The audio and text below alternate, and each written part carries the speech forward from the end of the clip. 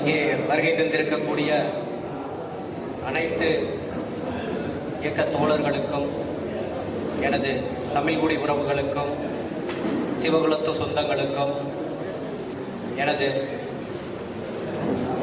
இந்த மாலை நேர வணக்கத்தை முதற்கண் தெரிவித்துக் கொள்கிறேன். அருந்ததியர் உள்ஒதுக்கீடு சமூக நீதியா அநீதியா என்று ஒரு சிறப்பான புத்தகத்தை, ஒரு வரலாற்று புத்தகத்தை இன்றைக்கு நம்மிடம் கொண்டு வந்து சேர்த்துள்ளார் நம்மளுடைய ஐயா மதிப்பிற்குரிய எரிமலை ராமச்சந்திரர் அவர்கள். ஐயாவை சொல்ல வேண்டும் என்றால் என்னுடைய ஒரு ஆசானை கொண்டவர். கடந்த ஒரு 10 ஆண்டுகளாக சமூகம் சார்ந்த பணிகளை நான் செய்து கொண்டிருக்கிறேன். எனக்கு ஒரு குரு ஸ்தானத்தில் இருந்து அது வரலாற்று ரீதியான பயணங்களாக இருந்தாலும், அரசியல் ரீதியான பயணங்களாக இருந்தாலும், எனக்கு முதலில் ஒரு சந்தேகம் எழுகின்றது என்றால் உடனே நான் தொலைபேசியில் அழைக்கக்கூடியவர் ஐயா எரிமலை ராமச்சந்திரர் அவர்கள்.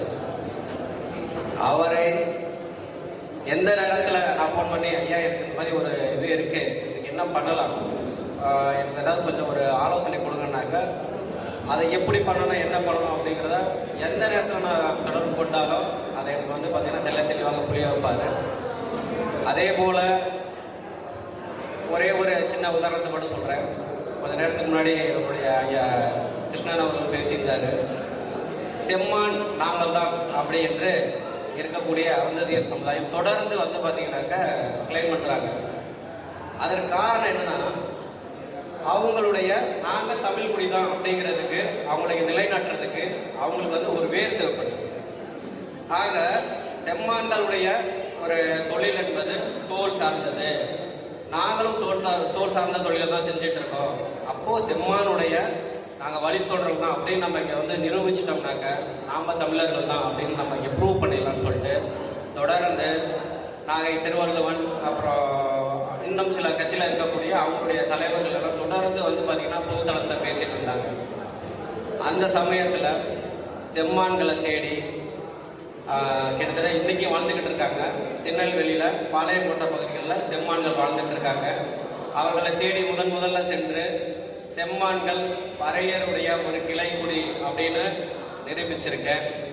அந்த மக்கள்கிட்ட அதற்கான ஆவணங்களை முழுமையாக வாங்கி எல்லா மக்கள்கிட்டையும் கொண்டு போய் சேர்ந்திருக்கேன். இன்னைக்கு அவங்க என்னென்ன தொடர்புல இருக்காங்க. அவங்க சொன்ன செய்தி ஒன்னே ஒண்ணுதான், எங்களுக்கு இன்னைக்கு அதாவது உறவு முறையாக இருக்கட்டும், அல்லது பெண் கொடுத்து பெண் எடுக்கிறதாக இருக்கட்டும், நாங்கள் முழுக்க பறையர்களோட மட்டும்தான் உறவு முறை வைத்துக் கொண்டிருக்கிறோம். அதே போல எங்களுடைய குடியிருப்பும் பறையர் குடியிருப்பு பக்கத்துல தான் செம்மான்களுடைய குடியிருப்பு இருக்கு.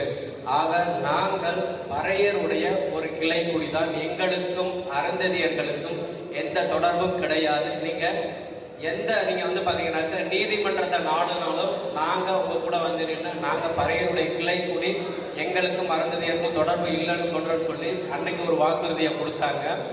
அதே போல இந்த அருந்ததியர் அப்படிங்கிறவங்க தோல் சார்ந்த தொழிலை செஞ்சாங்கன்னு சொல்றாங்க.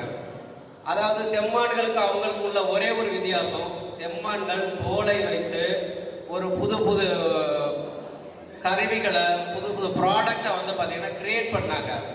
எந்த ஒரு அருந்ததியர் இன்னைக்கு இருக்கவங்க முதற்கொண்டு சொல்றேன், யாருக்குமே அந்த மாதிரி கிரியேட் பண்ண தெரியாது. ஒரு செப்பல் இருக்குன்னா வாங்கி கொண்டு போய் தைக்க தெரியும், ஆனா புதுசா ஒரு செப்பலை உருவாக்க தெரியும்னாக்க தெரியாது. ஏன்னா தோலை எப்படி பதப்படுத்தணும், எப்படி பாத்தீங்கன்னாக்கா அதை உபயோகப்படுத்தணுங்கிறது எல்லாமே இந்த செம்மான்களுடைய அறிவுக்கு எட்டதை தவிர அருந்ததியர்களுக்கும் அதுக்கும் துளி கூட சம்பந்தம் கிடையாது. இந்த நேரத்துல என்னை பேச இங்க வாய்ப்பளித்த ஐயா எரிமலை ராமச்சந்திரன் அவர்களுக்கும், இங்க வந்திருக்கக்கூடிய தமிழ் குடி உறவுகளுக்கும் என்னுடைய மனமார்ந்த நன்றி.